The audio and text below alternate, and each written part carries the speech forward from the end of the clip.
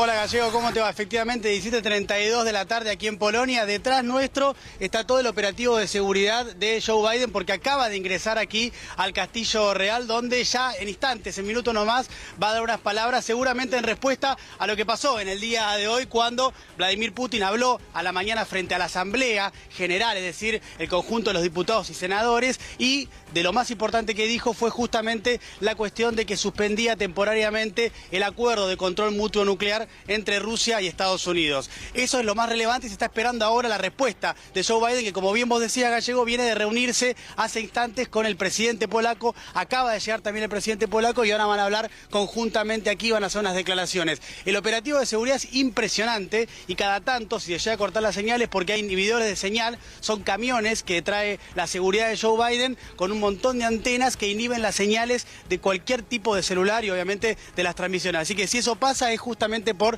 el operativo de seguridad. Claro, aquí la clave está en lo que diga Biden, ¿no? Porque evidentemente, digamos, no se hace nada por parar esta guerra. Estados Unidos ya manifestó que le va a entregar armas, más armas a Ucrania, y Naciones Unidas no hace absolutamente nada desde su creación, pero no hace nada por terminar con esta guerra.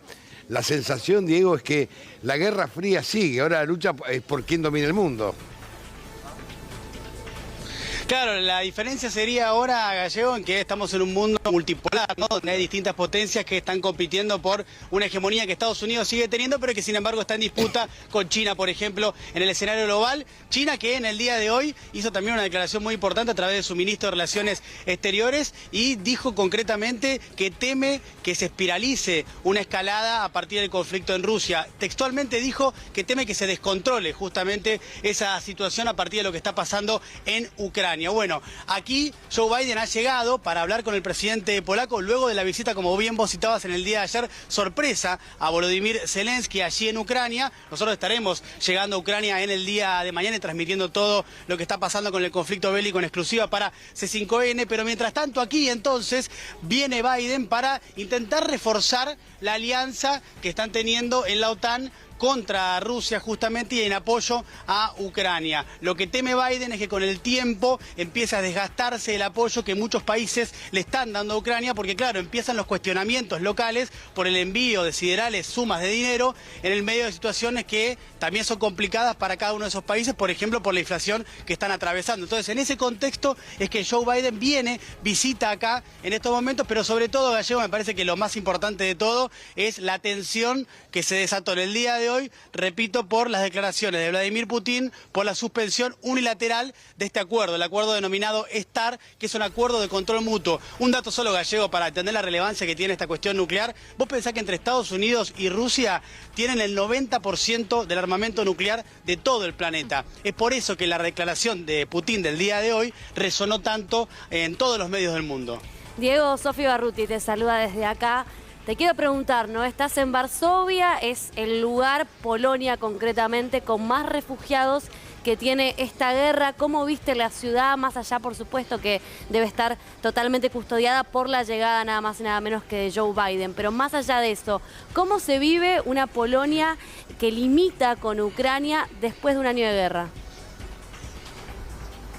Bueno, efectivamente es el país, como decís vos, con más cantidad de emigrados ucranianos. Pensemos que se calcula que son cerca de 5 millones los que han venido aquí a Polonia. No se sabe con exactitud cuántos quedan porque muchos han retornado a Ucrania, pero sí es cierto que Polonia ha sido el principal país receptor de los emigrados por la guerra en Ucrania. Lo cierto también es que en este lugar, en este país, fue perteneciente a la Unión de Repúblicas, mejor dicho, al Pacto de Varsovia, ¿no? Que tenía su vínculo con la Unión Soviética. Roto la Unión Soviética, caído el muro de Berlín, Polonia con el tiempo empezó a acercarse mucho más a Occidente y en estos momentos la alianza que tiene con Estados Unidos, el presidente Duda, que es el presidente polaco, es total. Ustedes piensen que hay 11.000 soldados estadounidenses aquí, en Polonia, y uno de los temas centrales que se está hablando y que pidió el presidente polaco y que Biden dijo que puede llegar a avanzar en esa línea es que se establezca una base militar estadounidense directamente aquí en este este país. Entonces,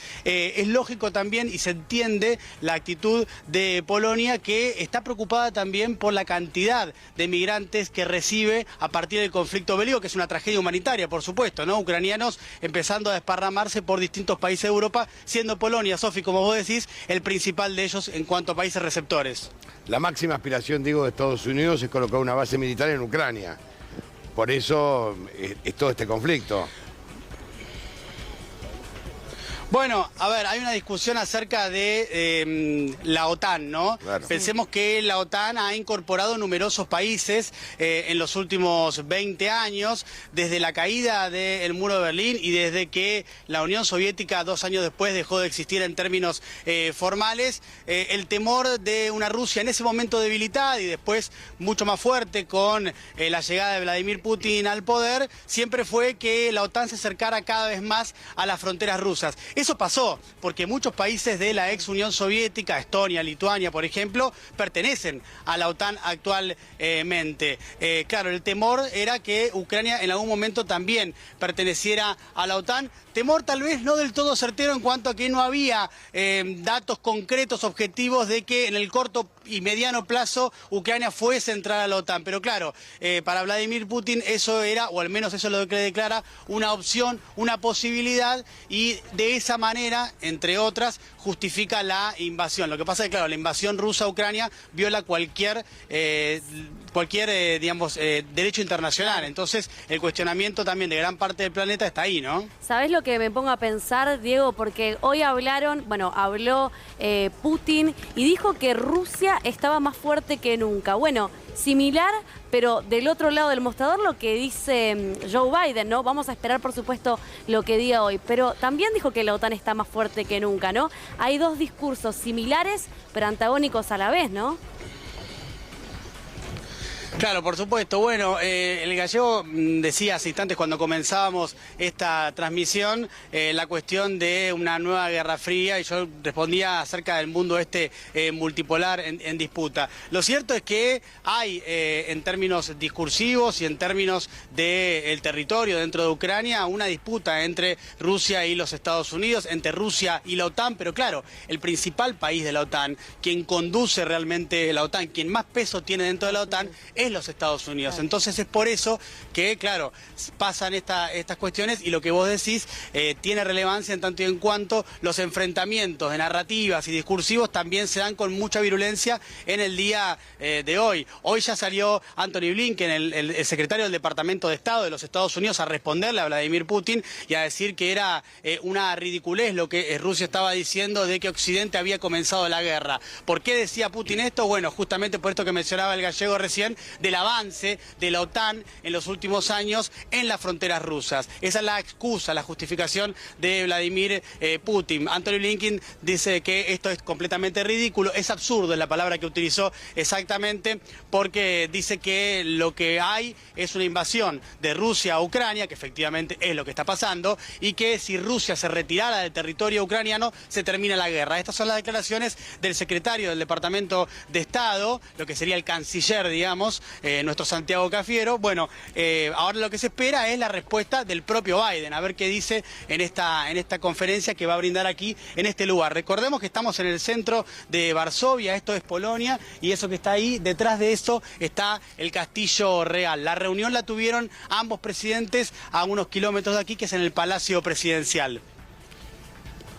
Está hablando, te cuento que tenemos un wiper, la pantalla partida en dos. De un lado estás vos, mostrando las imágenes de Varsovia, y del otro está hablando en estos momentos Joe Biden, está junto al primer mandatario polaco. Pero se las hago al inverso. ¿Ustedes se imaginan que Rusia pretende instalar una base militar en México? Una locura, una locura. No es impensable. La guerra de los misiles fue en la década del 60 y ahí comenzó el bloqueo a Cuba. O sea, ¿se imaginan ustedes todo esto? Lo que pasa es que esto es, como bien lo decía Diego, es por la hegemonía mundial. ¿Quién va a manejar la economía del mundo, las potencias del mundo? Ahora hay un jugador que hasta el momento no jugaba o nunca había jugado, que es China. El tema es si hay acuerdo entre Putin y China, ¿en qué termina esto? Y un grupo de países que integran las Naciones Unidas, que evidentemente es una asamblea que no sirve para nada, nunca sirvió para nada, fue creada después de la Segunda Guerra Mundial al divino botón, no sirve para nada, hay 5 países con poder de veto, y lo curioso que uno es Rusia. Claro. Es toda una gran locura que el dominio, manejar el dominó mundial puede terminar muy mal. No, y es lo que decía Diego también, la OTAN se sigue a lo largo de los años expandiendo. Pero Suecia y Finlandia pidieron también, hicieron una solicitud el año pasado, pidieron sumarse a la OTAN en un momento en el que Putin está amenazando de decir, che, no sigan uniéndose porque esto va a suceder, y definitivamente sucedió. Entonces hay una provocación de Occidente en ese mismo sentido. Pero también. aparte, Putin, Diego, no sé si vos coincidís conmigo, está lejos de Lenin. Putin es Pedro el Grande, o quiere ser Pedro el Grande. Él quiere volver a la gran Rusia. Y hoy es inviable. Él quiere una gran Rusia. Quiere reunir Eurasia. Es una locura. A ver, Gallego, hay algo que es innegable de lo que vos decís, que tiene que ver con un orgullo nacional e imperial de Rusia desde la llegada de Vladimir Putin, que ha tenido varias presidencias, interrumpida en el medio por algún delfín, pero que ha tenido varias presidencias y que es el hombre más fuerte de Rusia desde hace más de 20 años. Lo que pasa es que, claro, estos fenómenos suelen ser muy complejos, ¿no? Primero, lo que hay que decir, lo más importante de todo, es que un país está invadiendo a otro país soberano, ¿no? Este caso es Ucrania. Rusia está invadiendo Ucrania. Eso genera una tragedia humanitaria, ¿no? Con desplazamientos, con migraciones externas e internas, con cerca de 13 millones de personas que en Ucrania han tenido que partir de sus hogares, además de la cifra que acaba de revelar la ONU en el día de hoy de 8.000 muertos civiles y un poco más de 11.000 civiles heridos. Dice la ONU que esa es la cifra oficial, pero incluso la cifra oficial de la ONU, dicho por la propia ONU, es que puede ser más la cantidad de civiles. Entonces, el primer punto y el más relevante me parece que es eso, ¿no? El de la invasión a un país soberano como es Ucrania.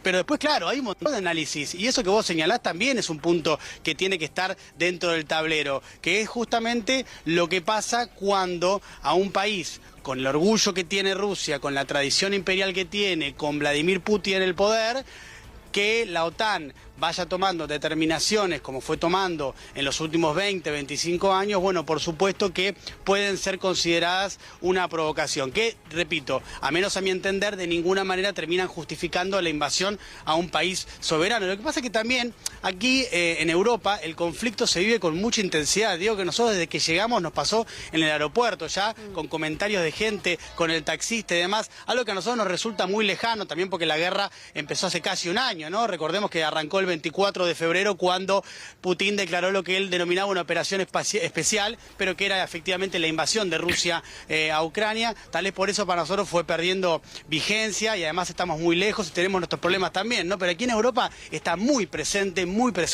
el tema de la guerra y el temor también a una escalada de este conflicto, de que cada vez se vuelva peor, porque además no tiene vistas de terminarse en el corto y pareciera que tampoco en el mediano plazo. Esa es la realidad. No hay en el horizonte alguna posibilidad de algún acuerdo de paz, no al menos hasta el momento. Lo que hay son señales de mayor escalada y de un conflicto que permanece en el tiempo y que va desgastando muchísimo a la sociedad ucraniana. Por supuesto que también entiendo que Rusia también tendrá sus desgastes. Lo que pasa es que es la misma ONU, la guerra es en Europa ahora, entonces preocupa a la OTAN, a la ONU, pero es la misma ONU que se cayó la boca cuando invadieron Irak, la misma ONU que se cayó la boca cuando bombardearon Libia, Siria, Palestina, es la misma ONU que ahora se rasga la vestidura porque la invasión es en Europa, más allá que uno está en contra de cualquier guerra y cualquier invasión.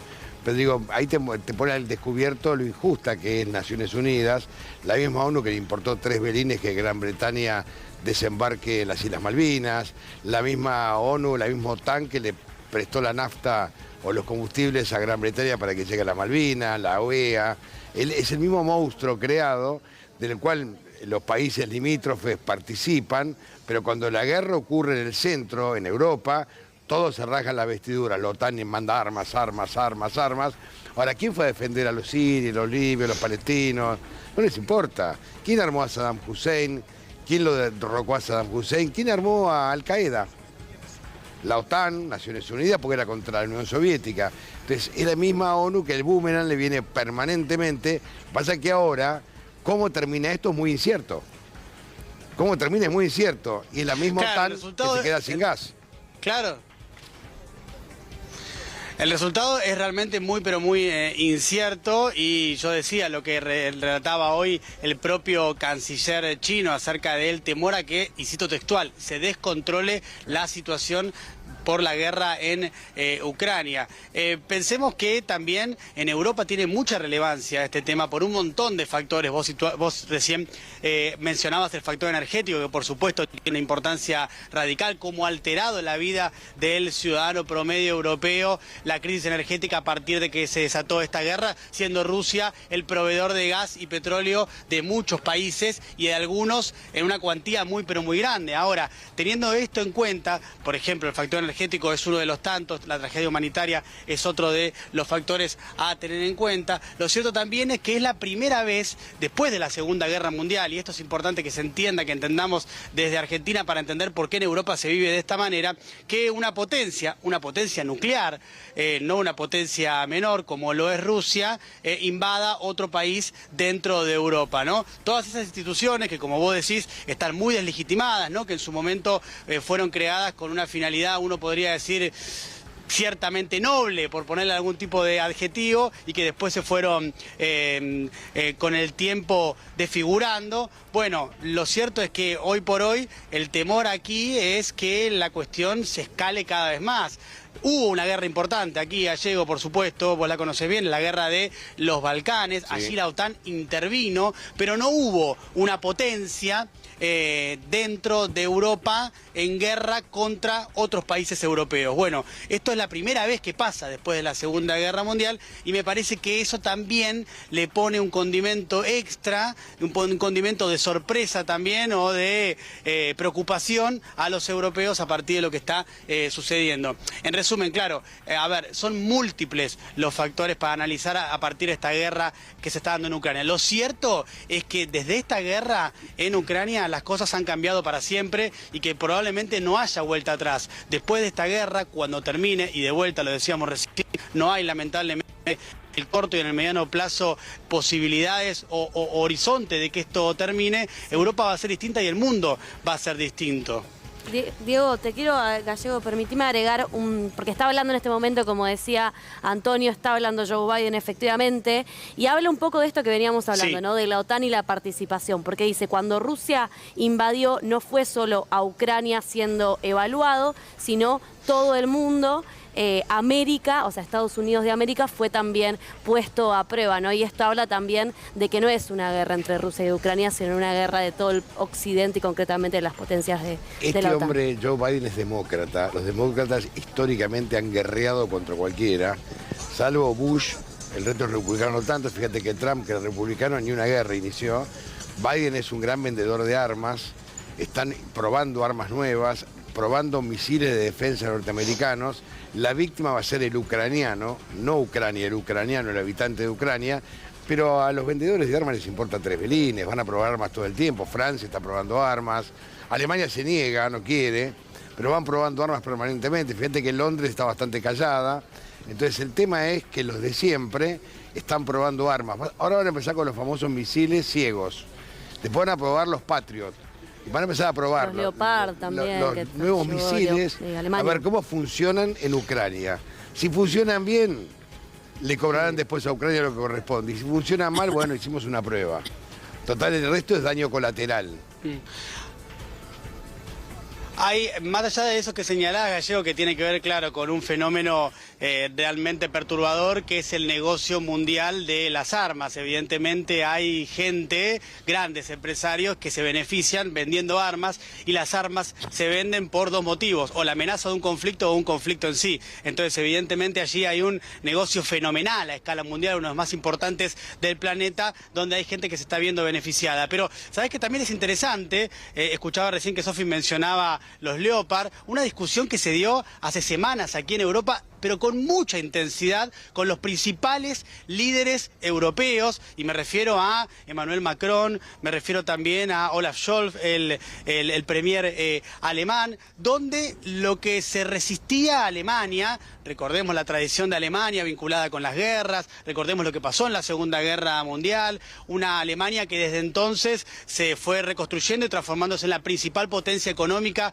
de Europa, y el conductor también, podríamos decir de alguna manera, de la Unión Europea por su peso específico, por una Alemania que había intentado, bueno, volverse un ejemplo de la paz mundial después de las experiencias aterradoras que había tenido, que había encarnado. Bueno, la discusión que se dio y fue sumamente efusiva esa discusión fue la entrega o no de los tanques Leopard. Los tanques Leopard ya pasamos a otra categoría del armamento que se le empieza a entregar a Ucrania. Todavía no han llegado, pero van a llegar porque ya se aprobó, pero estamos hablando de armamento más pesado. Ese armamento más pesado escala el conflicto hacia otra dirección. Claro que es algo que pedía insistentemente Volodymyr Zelensky para defender a su país. Está dentro de, entiendo yo, lo que haría cualquier presidente en caso de que sea invadido. Ese es un pedido que hacía Zelensky. En Europa la discusión fue muy intensa y Alemania se negó hasta último momento. Finalmente terminó cediendo y el rol de Alemania es clave porque Alemania no solamente produce los Leopard, sino que por un acuerdo que hay justamente a todos los países que Alemania le vendió los tanques Leopard,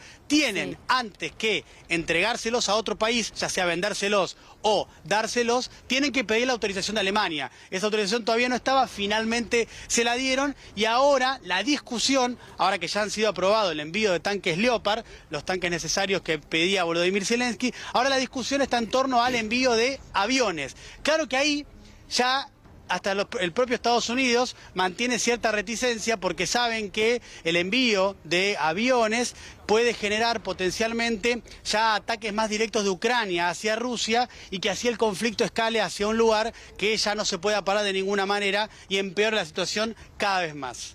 Ahora, nosotros los argentinos que estamos apoyando esta guerra como locos y defendiendo a Zelensky, que es un impresentable, Putin también, ¿sabés por qué Argentina no puede comprar aviones armados? Por la guerra de Malvinas. ¿Sabés quién impide comprar aviones armados a Argentina, Inglaterra y Estados Unidos? Entonces yo digo, fíjate vos lo injusto que es el mundo, porque acá no pasa por los Leopard, los tanques, acá pasa por los misiles. Estados Unidos y Rusia todavía no han encarado una guerra nuclear.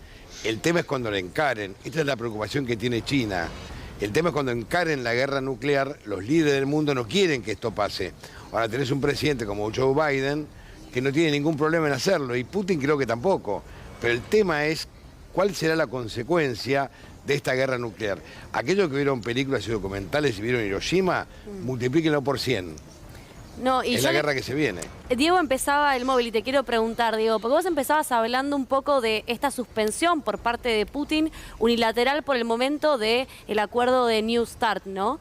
¿Qué va a pasar, no? ¿Qué se espera? Sí. Porque Biden por ahora, por lo que estoy viendo de la actualización de su discurso, no está haciendo alusión a eso, pero vos hablas de escalada de tensión. Me imagino que eso va a conformar y va a ser clave para entender cuánto más escala el conflicto a un año de la guerra.